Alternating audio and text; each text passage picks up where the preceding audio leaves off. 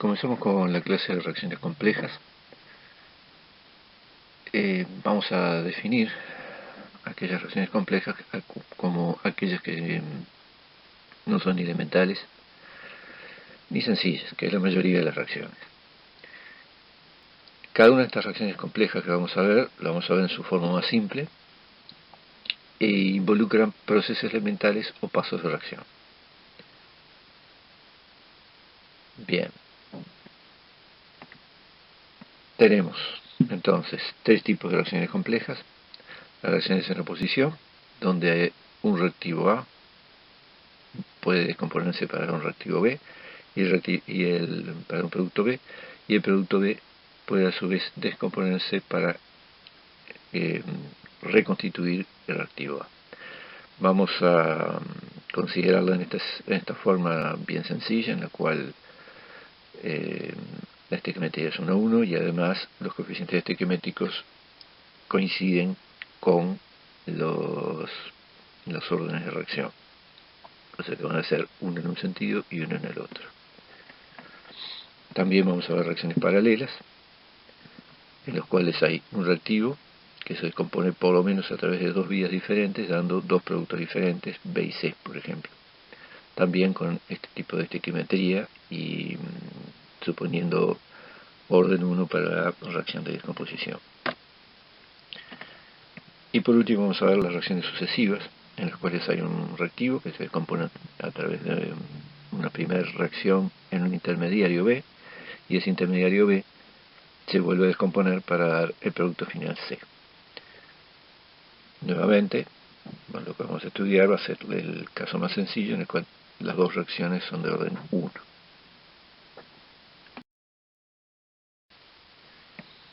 Comenzando con las reacciones en oposición, tenemos entonces que A da B a través de una reacción que le vamos a llamar directa, y B da A a través de una reacción que vamos a llamar opuesta.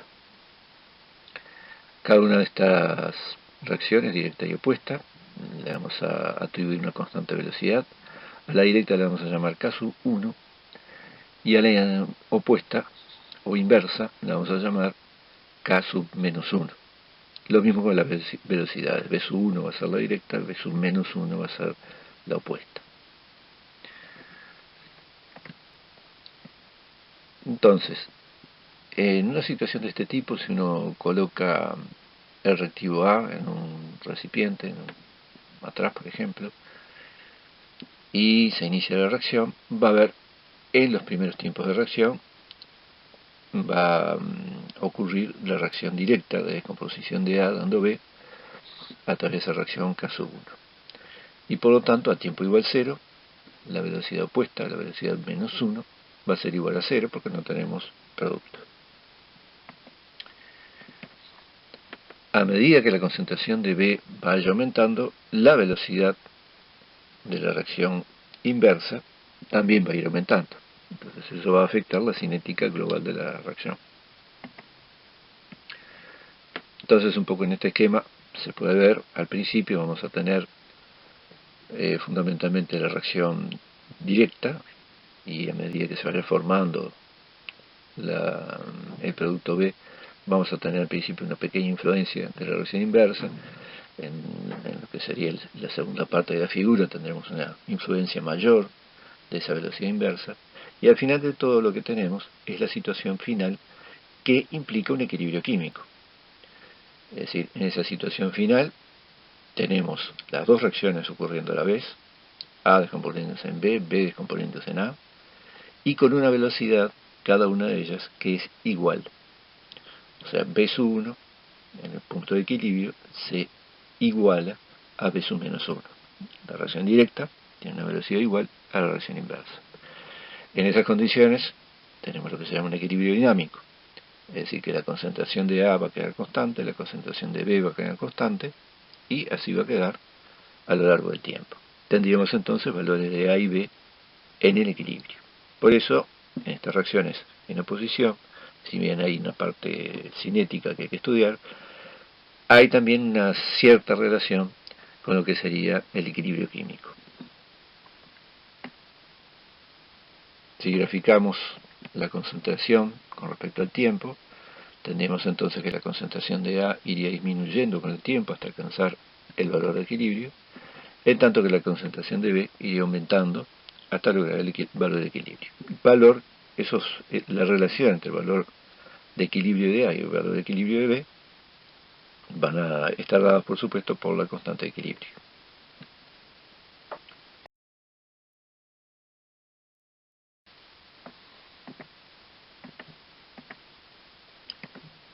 Bueno, lo que vamos a mostrar un poquito más adelante, pero ya eso lo vamos adelantando acá, es que esa constante de equilibrio, que estaría dado en este caso por la relación entre la concentración de B en equilibrio y la concentración de A en equilibrio, va a ser igual al cociente de las constantes de velocidad K1 y K-1, siempre y cuando las reacciones, tanto directa como inversa, sean reacciones en las cuales el orden de reacción coincida con el coeficiente estequiométrico. Eso se da en las reacciones elementales y puede darse en algún otro tipo de reacciones no elementales, pero donde se cumplen esas dos condiciones. Para el tiempo cero vamos a tener entonces una concentración inicial de A y una que vamos a llamar A sub 0, y a tiempo cero no se formó el producto, de manera que la concentración de B es 0. A un tiempo t, la concentración de A va a ser A0 menos X, siendo X lo que se descompuso del reactivo A. Y por supuesto, por la estequiometría, lo que se formó de B en ese tiempo t es X.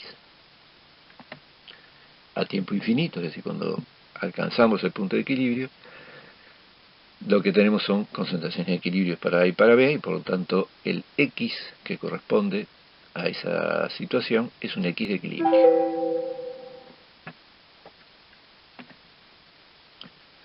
Distintas posibilidades que se pueden dar. Si vamos desde la izquierda hacia la derecha, tenemos en el esquema de la izquierda el caso en el cual K1 será mayor que K-1. Si vamos a la relación en la constante de equilibrio, eso implica una constante de equilibrio mayor a 1, es decir que la cantidad de B en el equilibrio tiene que ser mayor a la cantidad de A en el equilibrio. Y eso es lo que se ve en el diagrama. La concentración de A baja desde A0 hasta su valor de equilibrio A0 menos XC, y la concentración de B sube desde 0 hasta alcanzar el valor de XC, que está por encima de A0 menos XC. Si sea el caso contrario, caso 1 menor que caso menos 1, entonces la constante de equilibrio es menor que 1, y la concentración de B en el equilibrio va a ser menor que la concentración de A en el equilibrio. Nuevamente en el diagrama, vemos cómo la concentración de A llega a un valor A0 menos XC, y la concentración de B aumenta hasta llegar al valor de XC, que no alcanza al valor de A en el equilibrio. Y el último caso que tenemos es que las constantes sean iguales. En ese caso, la constante de equilibrio es igual a 1, y por lo tanto la concentración de B en el equilibrio tiene que ser igual a la concentración de A en el equilibrio. Eso implica que en la situación que nosotros estamos planteando, en la cual partimos de una cantidad de B igual a 0, eso implica que la concentración de B en el equilibrio tiene que ser igual a la concentración de A en el equilibrio, y además igual a la mitad de la concentración de A que teníamos inicialmente. Eso es lo que se ve en el diagrama. La concentración de A baja desde A0 hasta un valor X sub E, que representa A sub 0 sobre 2, y la concentración de B aumenta desde 0 hasta X sub E, que es ese valor justamente a 0 sobre 2.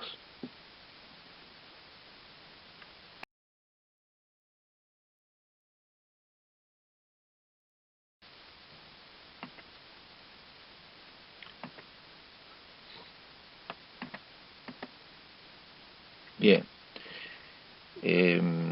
esas representaciones que vimos recién se pueden hacer de una forma cualitativa, como lo vimos en la transparencia anterior, o también se puede tratar de ser un poco más, ir un poco más al detalle. Por ejemplo, uno puede hacer las representaciones de las concentraciones de A y de B en función del tiempo, teniendo en cuenta, por ejemplo, el valor de la constante de equilibrio, como se hizo en el caso anterior, pero también hay que tener en cuenta otra cosa, y es que en este caso particular, la concentración de A más la concentración de B en todo momento tiene que ser igual a la concentración de A inicial. ¿Eso por qué? Por balance de masas. Es decir, lo que hay de A y de B en todo momento tiene que ser igual a lo que se colocó de masa inicialmente, es decir, la concentración de A inicial. Entonces, en todo punto, es decir, a todo tiempo, si uno va hacia las gráficas, la suma de la concentración de A más la concentración de B tiene que ser siempre igual a A sub 0. Eso entonces sería un detalle más a agregar al diagrama de concentración contra tiempo. Si consideráramos una constante de equilibrio igual a 1, bien, entonces lo que tendríamos es que las concentraciones finales tienen que igualarse. Pero hay un detalle, y es una constante de equilibrio igual a 1. ¿Con qué valores de constantes de velocidad se puede conseguir? Como vemos ahí, se puede conseguir con valores de constante de velocidad K1 igual a 0,1 y K-1 igual a 0,1, o constantes velocidades iguales a 1 cada uno, o constantes de velocidad igual a 1000. ¿Cómo se refleja eso en la gráfica de concentración contra tiempo? Bueno, puesto que las constantes son una medida de la velocidad de reacción, es decir, la velocidad de reacción en cada caso sería la constante multiplicado por la concentración correspondiente. A medida que las constantes se hagan más grandes, la velocidad a la cual se llega al equilibrio es mayor, y por tanto el tiempo al cual se llega al equilibrio es mayor. Tendríamos entonces curvas de distinta pendiente.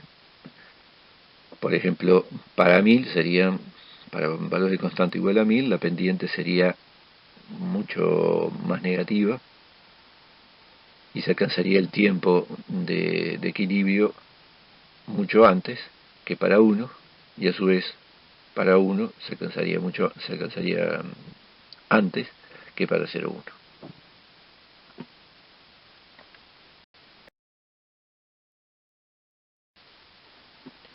Entonces, ¿cómo se vería? Acá tenemos las tres situaciones. Para caso 1 igual a caso menos 1 igual a 0,1, bueno, las concentraciones irían variando con una velocidad, digamos, relativamente lenta hasta alcanzar el punto de equilibrio, que estaría dado por una concentración igual a X sub E, tanto para A como para B.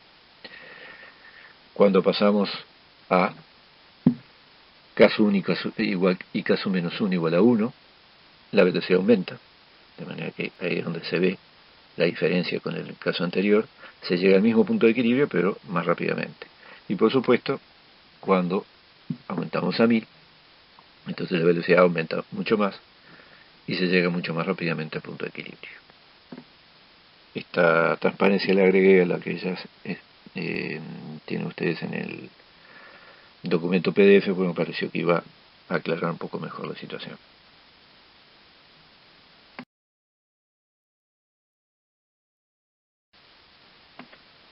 Bien, entrando en lo que sería la expresión de la ecuación cinética. Si nosotros planteamos la velocidad de desaparición de A con respecto al tiempo, entonces lo que vamos a tener es, como estamos suponiendo que tanto la reacción directa como la opuesta son de primer orden, la velocidad de A va a estar dado por la expresión de la derecha. Es decir, A desaparece a través de la reacción directa. Por lo tanto, hay un término que sería caso 1 por concentración de A, como si fuera una reacción de primer orden común y corriente. Pero hay que agregar el segundo término. En el segundo término hay una velocidad de reacción de B dando A, que su velocidad es K-1 por la concentración de B, porque estamos suponiendo orden 1 para B, y que en este caso hace aparecer B. Por lo tanto, del punto de vista de la desaparición de B, tiene que tener un signo negativo. Por eso la expresión final lo que nos queda es K1 por concentración de A menos K-1 por la concentración de B.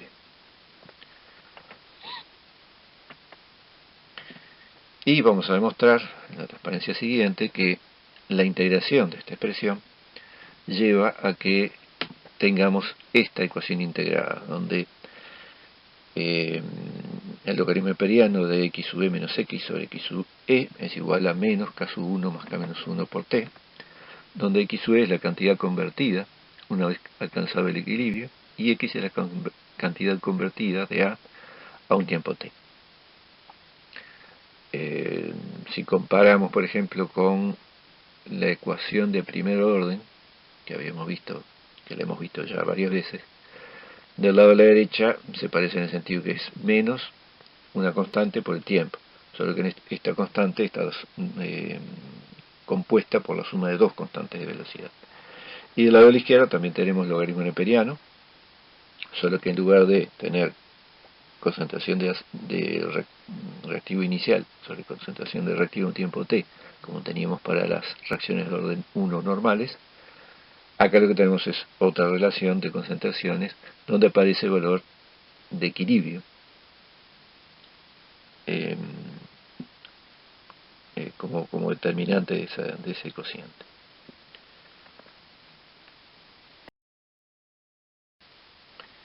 Bueno, vamos a hacer esta deducción. Lo que hacemos primero que nada es volver a la ecuación de velocidad que habíamos visto recién, menos la derivada de la concentración de A con respecto a T, es igual a K sub 1 por la concentración de A, menos K sub menos 1 por la concentración de B. Una cosa que no he aclarado hasta el momento, la expresión de las concentraciones normalmente va con paréntesis rectos.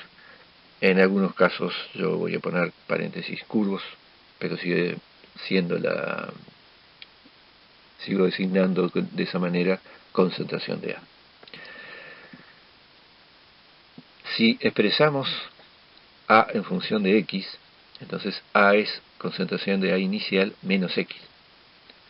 De esa manera vamos a tener que la derivada de A con respecto al tiempo es la derivada de A0 menos X con respecto al tiempo, o sea que es menos de X con respecto al tiempo. Como la derivada de A tiene un signo de menos adelante, lo que nos queda a la izquierda del sumando es derivada de X respecto al tiempo. Y a la derecha nos va a quedar K1 por concentración de A0 menos X menos K-1 por concentración de X. En principio esta ecuación ya se podría integrar porque tenemos todo en función de X, de tiempo, que esas serían las dos variables, y de la concentración inicial de A, que podría ser un dato conocido. O sea que en principio esto se podría integrar. Pero hay una manera más sencilla que es justamente introduciendo el valor del punto de equilibrio. En el equilibrio, esta expresión también se tiene que cumplir, y lo que tendríamos es que en lugar de x tenemos el x de equilibrio, de manera que planteamos derivada de x de equilibrio respecto al tiempo, igual a k sub 1 por concentración de A inicial menos x de equilibrio, menos k menos 1 por el x de equilibrio. ¿Y a qué es igual esa velocidad? A 0. Porque habíamos dicho, en el punto de equilibrio se igualan las dos velocidades, la opuesta y la inversa. En este punto voy a detenerme un poquito y en lugar de seguir con la deducción, voy a deducir justamente la relación que hay entre constante de equilibrio y las constantes de velocidad que la habíamos planteado al principio. Si despejamos de la última ecuación, nos va a quedar que K sub 1 por concentración de A inicial menos X sub E es igual a K menos 1 por X sub E.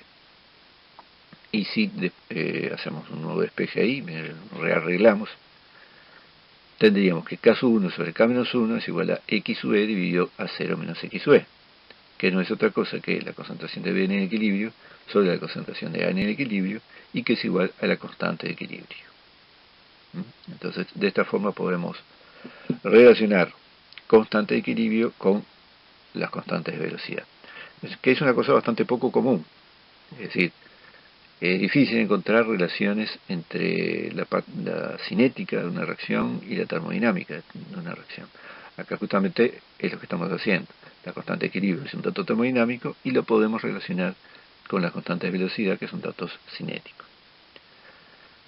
Repito, esto es válido siempre y cuando los órdenes de reacción coincidan con los coeficientes estequiométricos. No solamente en este caso que son 1, 1, sino en cualquier otro caso. Los órdenes de reacción tienen que coincidir con los coeficientes estequiométricos para que se dé esta relación entre la constante de equilibrio y la constante de velocidad. Seguimos. Lo que hacemos para terminar de llegar a la ecuación integrada es plantear adecuadamente la ecuación diferencial. Y para eso restamos las dos expresiones que teníamos de antemano. En la transparencia anterior teníamos por un lado la expresión de la velocidad de reacción, de x sobre dt, y por otro lado la expresión de la velocidad de reacción en el punto de equilibrio, que valía 0. Restamos esas dos expresiones, entonces nos va a quedar dx sobre dt y tenemos 4 sumandos. De esos 4 sumandos, los dos primeros son los que corresponden justamente a dx sobre dt. K1 por A0 menos x, menos K menos 1 por x. Y les restamos los valores de la velocidad en el punto de equilibrio. Así que nos queda menos K sub 1 por la concentración inicial de A menos x de equilibrio, más K menos 1 por x sub e. Como esos dos últimos sumandos sumaban 0, todo esto sigue siendo igual a dx sobre dt. Y ahora rearreglamos. Si nos fijamos, K1 por concentración de A0 se anula con menos K1 por concentración de A0. O sea que el término de la concentración inicial desaparece. Con respecto a K sub 1, tenemos un K sub 1 multiplicado por menos X y otro K sub 1 multiplicado, otro menos K sub 1 multiplicado por menos X sub E. Así que, juntando todo, nos queda ese primer sumando de la segunda ecuación, que es K1 por X sub E menos X. Y con K menos 1 pasa algo similar. Nos va a quedar K menos 1 por X sub E menos X. Por lo tanto, podemos hacer factor común allí, x sub menos x, nos queda entonces que dx respecto a t es k1 más k menos 1 por x sub menos x. Y entonces ahora tenemos una ecuación diferencial donde la variable sería x sub menos x. La pasamos para el otro lado y hacemos la integración. Entonces lo que nos queda es, por un lado, dx sobre x sub menos x. Fíjense que allí, si tomamos como variable x sub menos x, su diferencial es menos diferencial de x. El diferencial de x sub menos x es menos diferencial de x. Y lo integramos entre 0 y x. O sea, cuando x es igual a 0 al inicio de la reacción, y cuando x toma un valor cualquiera, x, mientras se está desplazando hasta llegar al punto de equilibrio. Del otro lado lo que tenemos es k sub 1 más k menos 1, que son constantes y lo sacamos para afuera de la integral, y la integral entre 0 y t, que son los tiempos correspondientes a x igual a 0 y x igual a x. Entonces, la integración del lado de la derecha nos va a dar k sub 1 más k menos 1 por t, en tanto que la integración del lado de la izquierda hay que tener en cuenta ese signo de menos que yo les decía recién del diferencial de x sub menos x, y la primitiva es el logaritmo de x sub menos x. Por lo tanto, la primitiva de toda esta integral va a ser menos el logaritmo de x sub menos x, y lo vamos a poner los límites entre x igual a 0 y x igual a x. Al hacer estas cuentas y pasar el signo de menos para la derecha, lo que nos queda justamente es la ecuación que habíamos visto hace un par de transparencias. O sea, la ecuación integrada, que nos dice que el logaritmo de x sub menos x sobre x sub e es igual a menos k sub 1 más k menos 1 por t. Esto nos permitiría entonces, digamos que este sería todo el desarrollo de cinética formal para lo que es una reacción opuesta con orden 1 de cada lado. Esto nos permitiría aplicar el método integral, por ejemplo, y encontrar el tiempo y además verificar el orden de reacción 1. O sea, si se hace el tratamiento de datos correspondiente, lo que haríamos es graficar el logaritmo neperiano de x sub menos x contra el tiempo. Eso nos tiene que dar una recta dependiente negativa, cuyo valor vale k sub 1 más k menos 1 con signo cambiado, con lo cual lo que llegamos a determinar acá es esa suma de constantes. ¿Qué unidades tiene esa suma de constantes? Bueno, es como si fuera una reacción de orden 1, ¿verdad? O sea, el logaritmo no tiene unidades, y del otro lado teníamos k sub 1 más k menos 1 por t, así que las unidades de k sub 1 y de k menos 1 son las de una reacción de primer orden. También lo podemos deducir eso a partir de la propia característica de la reacción, tanto la reacción directa con constante k sub 1 como la reacción opuesta con constante k menos 1 son de orden 1, así que las unidades van a ser las de orden 1 para cada constante y para la suma. En otras palabras, las unidades son tiempo a la menos 1.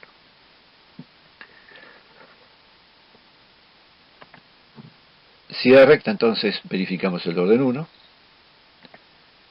y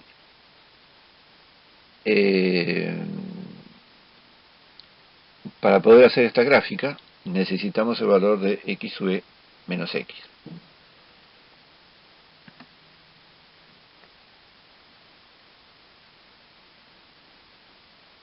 Una de las maneras de evaluar x sub e menos x es poder medir la concentración de los reactivos al tiempo t correspondiente y en el punto de equilibrio. Si uno hace el análisis correspondiente de alguna manera, entonces x sub menos x es lo mismo que a menos a de equilibrio, y a su vez es lo mismo que b de equilibrio menos b.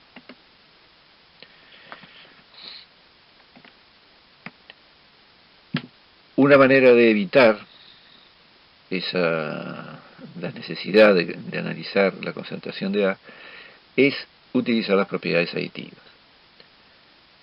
Si de alguna manera nosotros podemos hacer el seguimiento de la reacción a través de una propiedad aditiva, H, se puede demostrar de la misma manera que demostramos para los distintos órdenes de reacción 1, 2, 0, que había una relación entre un cociente de diferencias entre las propiedades aditivas y las concentraciones para cada orden. Se puede demostrar también que para el caso de este tipo de reacciones opuestas se da esta igualdad que tenemos aquí. H infinito menos H sobre H infinito menos H0 es igual a X sub E menos X sobre X sub E, que es justamente el cociente que está en el logaritmo.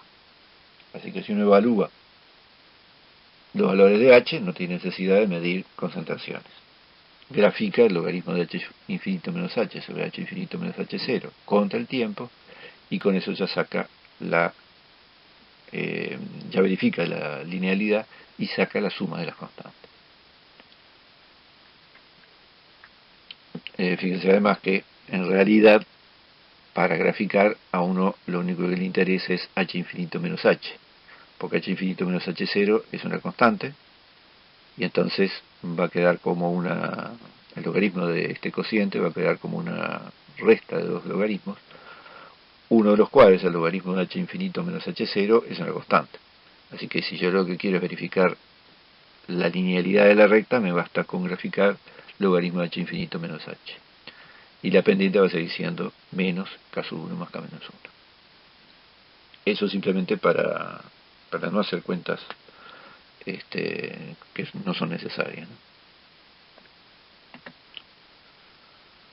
Bien, entonces, por lo que dice aquí, no necesito entonces, si se aplican las propiedades aditivas, las concentraciones iniciales, no necesito las concentraciones a tiempo infinito, y por lo que dije recién, en realidad tampoco necesito H0. Necesito sí H infinito y H.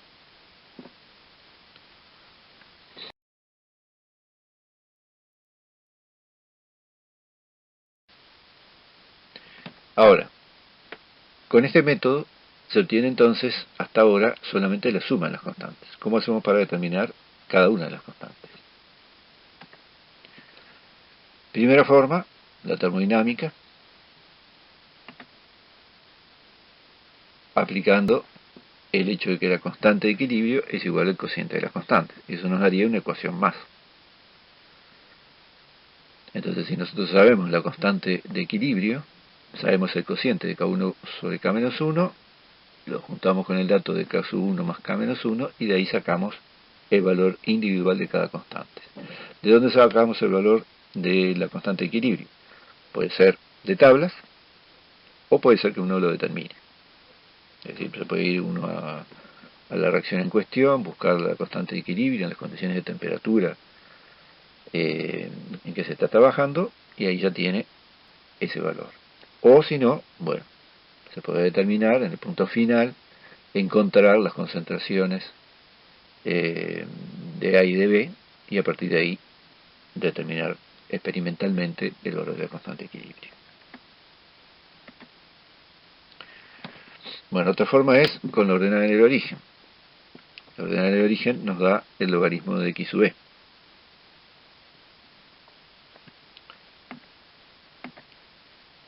Ahora, tendríamos el valor de x sub e, o sea, lo que se descompuso de A para llegar al equilibrio. Pero nosotros lo que necesitamos para poder encontrar la constante de equilibrio es el valor de las concentraciones. Como está escrito ahí, la constante de equilibrio es B de equilibrio sobre A de equilibrio, y B de equilibrio es B0 más x sub e, en tanto que A de equilibrio es A0 menos x sub e. O sea que se necesitan las dos concentraciones iniciales, A0 y B0.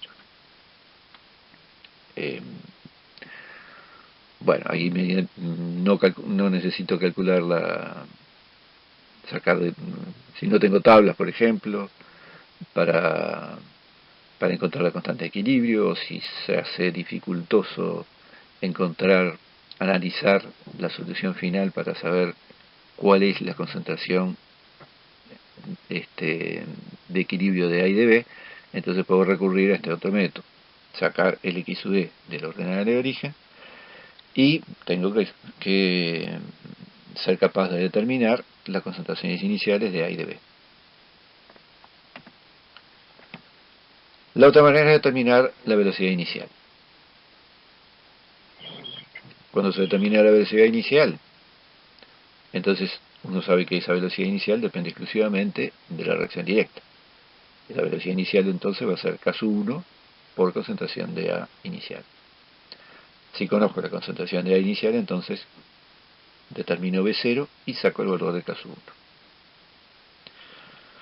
De esa manera uno tendría el valor de K1, la reacción directa, y la suma de K1 más K-1. A partir de ahí encuentro el valor de K-1.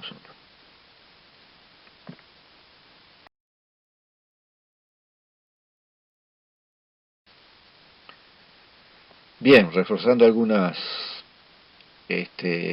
cosas que fuimos diciendo, la constante de equilibrio solo se obtiene de datos termodinámicos, bueno, en realidad se puede obtener también experimentalmente. La relación de constantes cinéticas no siempre coincide con la constante de equilibrio, tiene que darse, ya lo dijimos, pero conviene repetirlo, si ambos procesos son elementales, entonces ahí orden de reacción coincide con coeficiente estequiométrico, porque las relaciones son elementales, es decir, ocurren en un solo paso. O no tiene por qué ser elementales. Lo que realmente importa es que el orden y la molecularidad, es decir, la estequiometría de la reacción, coincidan.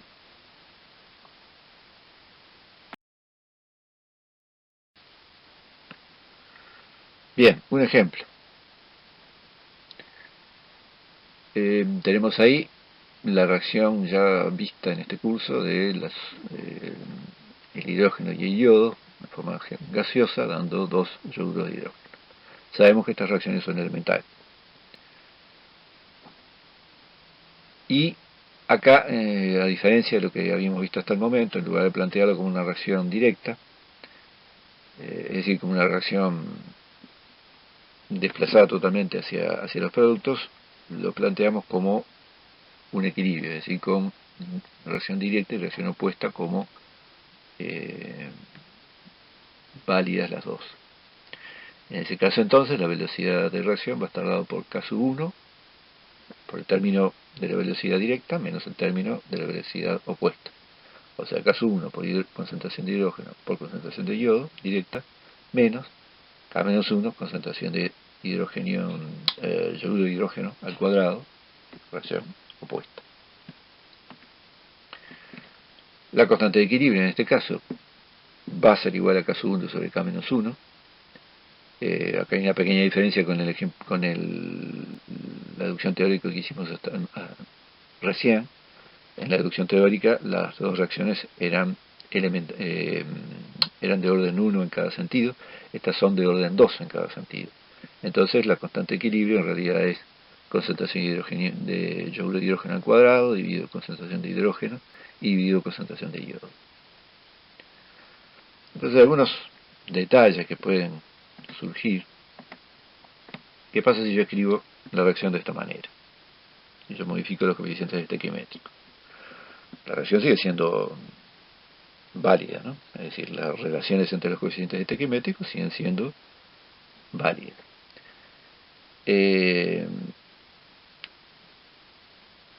Esto es lo que ocurre en la reacción elemental, es decir, media molécula de hidrógeno choca con media molécula de yodo. No podemos considerar que en una reacción elemental chocan medias moléculas. Tienen que ser moléculas enteras, o una, o dos, o cuando mucho tres. Entonces, esto no representa el proceso desde el punto de vista cinético, lo representa desde el punto de vista estequiométrico, pero no desde el punto de vista cinético. Lo que está representando la reacción desde el punto de vista cinético es la reacción de arriba, donde una molécula de yodo choca con una molécula de hidrógeno para dar dos de yoduro de hidrógeno. Eso es lo que nos indica a nosotros cuál es el orden de reacción de cada uno de las especies, reactivos y productos. Acá eso no lo podemos hacer.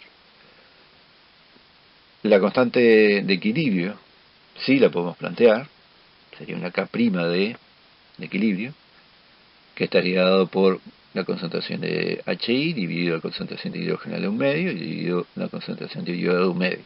Evidentemente esto da un número diferente de la constante de equilibrio de arriba. Da un número distinto. En realidad K'E es lo mismo que la raíz cuadrada de K sub E. Entonces, ¿a qué es igual el cociente K sub 1 sobre K menos 1? Es igual al K sub E que definimos allá arriba. Por lo tanto, es igual al K'E al cuadrado, en este caso. Entonces, vamos a no confundirnos. Si la reacción es elemental, la constante de equilibrio es igual al cociente de velocidades, siempre y cuando esa constante de equilibrio esté escrita para la reacción elemental correspondiente. Si se cambia la estequiometría adecuadamente, es decir, se multiplica o se divide por un número a la estequiometría, eso nos lleva a una constante de equilibrio distinta que tendrá una cierta relación diferente con la constante de equilibrio que es igual al cociente de las constantes de velocidad. ¿Sí? Acá no hay ninguna contradicción, simplemente el cociente de las constantes de velocidades es igual a la constante de equilibrio cuando uno expresa la reacción en su forma correspondiente a la reacción elemental, con los coeficientes estequiométricos que valen para explicar la reacción elemental.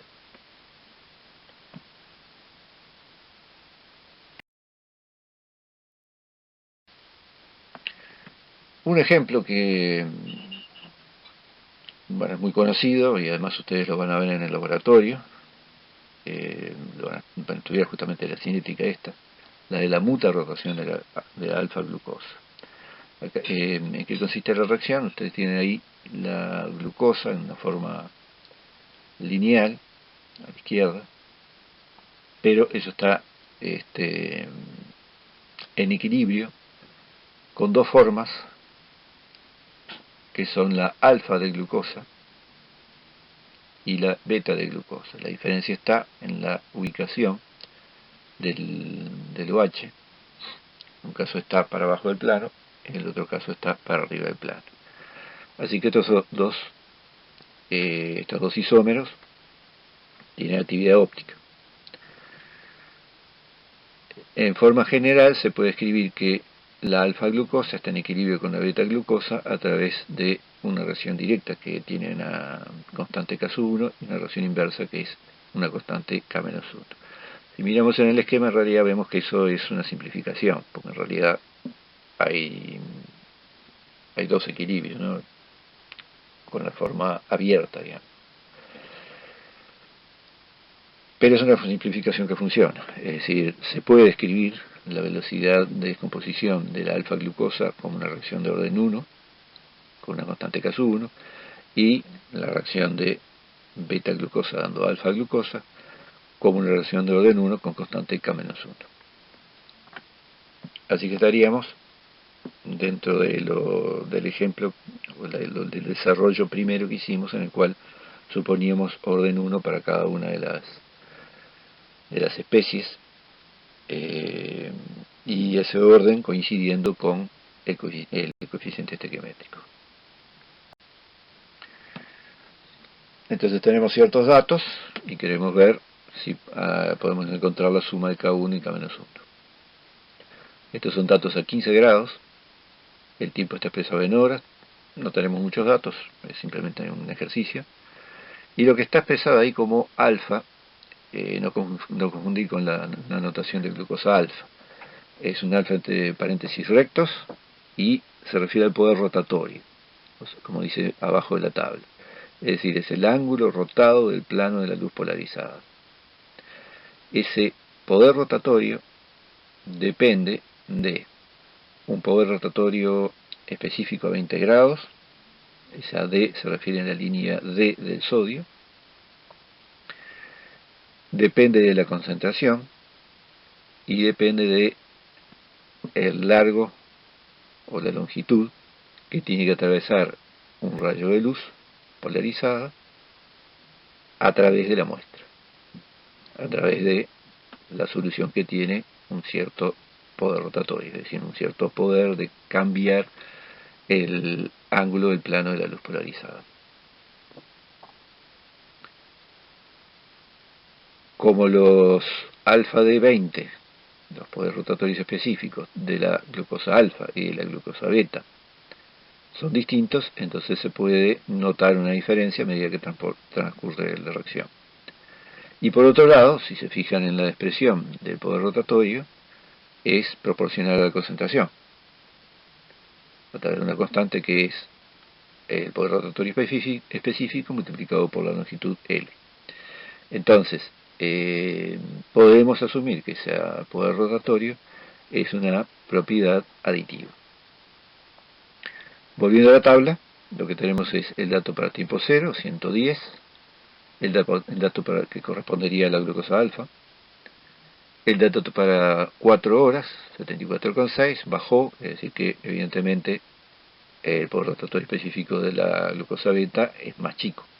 Entonces, a medida que aumenta su concentración, baja el poder rotatorio. Y a tiempo infinito, cuando se llegó al punto de equilibrio, el valor es 52,6. Bien, entonces el ejercicio consiste en hallar la suma de K1 y de K-1.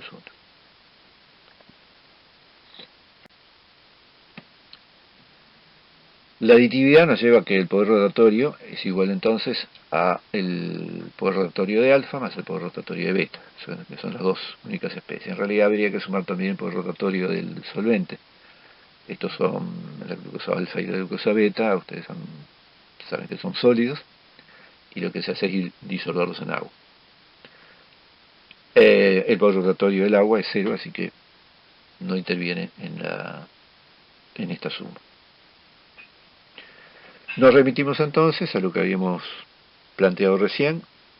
X sub e menos X sobre X sub e es igual a H infinito menos H sobre H infinito menos H0. El único dato que tenemos para calcular ese cociente es el dato a 4 horas. Entonces, ese valor de x sub e menos x sobre x sub e para un tiempo de 4 horas, lo podemos escribir tomando en cuenta la expresión del cociente de esa relación de la propiedad aditiva, o sea, del poder rotatorio. H infinito en este caso sería el poder rotatorio a tiempo infinito, 52,6, y H para 4 horas sería el poder rotatorio para 4 horas, que son 74,6. Así que ahí aparece en la ecuación un numerador que es 52,6 menos 74,6. Y abajo el denominador es el H infinito, que vuelve a ser 52,6, menos el H0, que era 110. Haciendo esas cuentas, eso da 0,383. Y entonces, la deducción que vimos recién nos dice que el logaritmo neperiano de esa expresión, que vale 0, la expresión vale 0,383, tiene que ser igual a menos la suma de las dos constantes, K1 más K menos 1, multiplicado por el tiempo, que era 4 horas. Haciendo las cuentas correspondientes, entonces sacamos la suma, y vale 0,24 horas a la menos 1.